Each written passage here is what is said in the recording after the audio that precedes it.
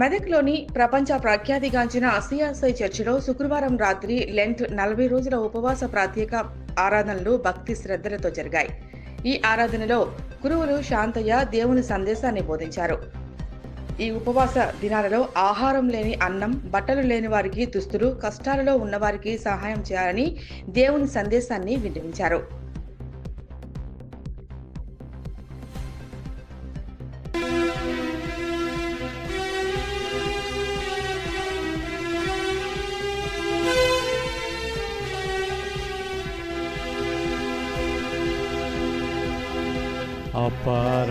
अपराधिनी యేసయ్యా కృప చూపి ప్రభువయ్యా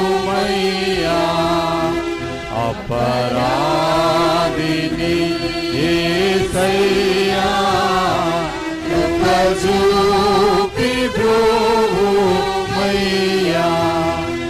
నిపమించకై నీ కృపలో అపరాధములను క్షమించు అపరాధములను క్షమించు అపరాధ